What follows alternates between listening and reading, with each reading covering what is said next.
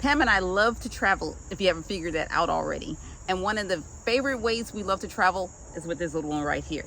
This is our Chihuahua, Brooklyn, and our dog has frequent flyer miles, y'all. Not really, because that's like not a thing, but she totally should have frequent flyer miles. One of our favorite dogcations so far is kind of a twofer. It's Miami and Key West. And in this video, we're going to take you on the road with us and show you some great things to do with your dog in Miami and in Key West.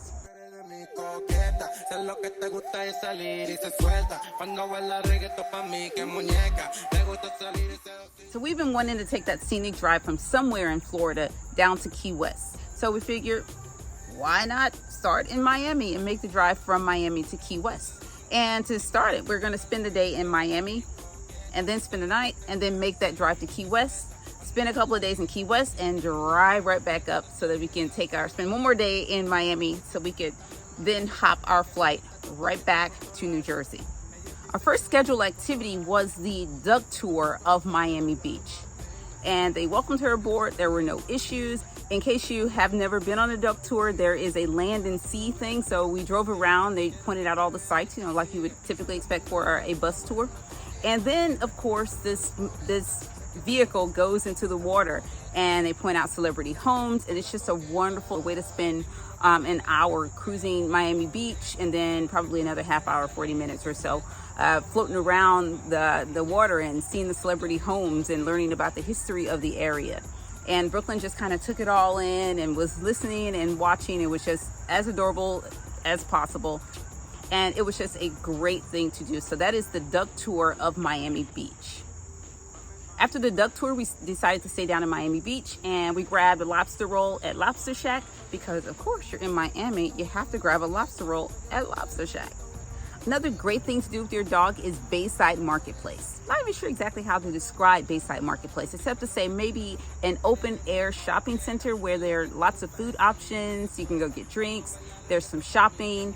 There's entertainment. But Bayside Marketplace, highly recommended, especially if you're just looking for maybe a bite to eat in the afternoon, maybe an afternoon drink, just kind of want to chill, whatever.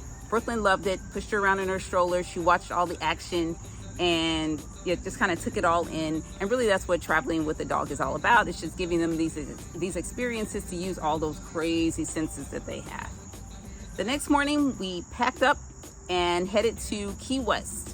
The drive from Miami to Key West is, on paper anyway, should be about 3.5 hours, depending upon when you go. And I strongly suggest you go like in the morning. The traffic is going to be bad enough because you have this great idea to see this scenic ride through the Keys, but so does everybody else. So the earlier you get out, the less traffic there is, and it is extremely beautiful. Trust me, you will get a chance to take it all in because traffic at some point will go slow enough where you'll be forced to just kind of take it all in. Since we're in traffic, might as well give you a view that we see.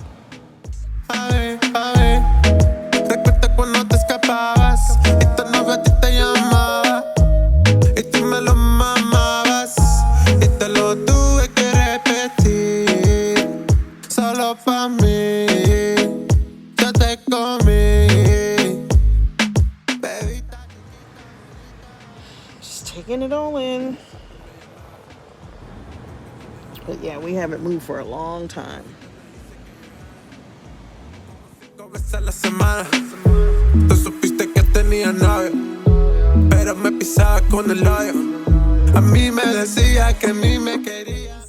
You can actually dedicate one day alone to just that drive and stop along the way.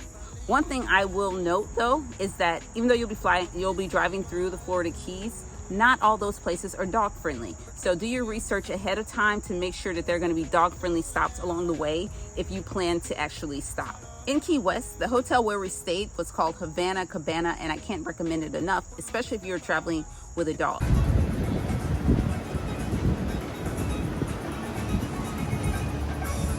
Hi, baby.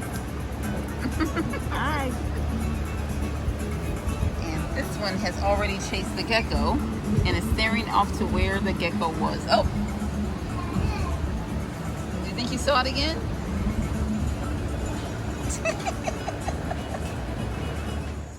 The first activity that we had planned with Brooklyn was to take an eco kayaking tour with Lazy Dog Kayak. This was perfect. Pam and I loved being out on the water. I grew up landlocked. I'm not even sure where that love of water comes from, but we've kayaked before. And this was gonna be our first time kayaking with our dog. Honestly, we weren't even sure how she was gonna take to it because like a lot of Chihuahuas, Brooklyn's not exactly into the water thing. But like all of these activities, they were super dog friendly. Brooklyn is very mild mannered. We brought her life jacket. Of course, they don't have dog life jackets, so I would strongly recommend that you bring your pet a life jacket. Brooklyn had hers. And it was just a really relaxing tour through the mangroves. Como 5 veces a la semana. Tú supiste que tenía novio, pero me pisaba con el hoyo. A mí me decía que a mí me quería, pero yo no quise más de ti. Y ahí fue cuando yo tomé la salida y también me fui. Another great activity to do with your dog in Key West is to take a dolphin sightseeing tour. We took one with dolphin safari tours and it was great. It was a speedboat. It was just Pam and I, another couple and their son, and of course Brooklyn. And it was just a wonderful day on the water. It started really early. I do believe we were on the water by 8 a.m. There are other options. There is a later afternoon, but what did I tell you about us? Get out, do it early. Also, we were there in July. So the last thing we wanted to do is be out on the water at noon in Key West in July. That's just, to us, that just, just insanity. And it was a great, I think it was 3 hours. We saw plenty of dolphins. It was really relaxed. Siempre tu manera, siempre te escondías porque tú no eres mi bea. Y cuando tú te fuiste me mandaste una foto para que no te olvide. Ella no se decide, quiere más de mí, pero así no fue, baby. Recuerdos míos de esa noche, cuando yo te tuve aquí, solo pa' mí. Recuerda cuando te escapabas y tu novia a ti te llamaba. Cannot recommend dolphin safari tours enough. Of course, peppered in all this stuff in Key West were multiple trips to Duval, because Duval is just like the place to be all day, every day, especially at night. Came here earlier in the day. It wasn't like this. When I got a parking spot on this street.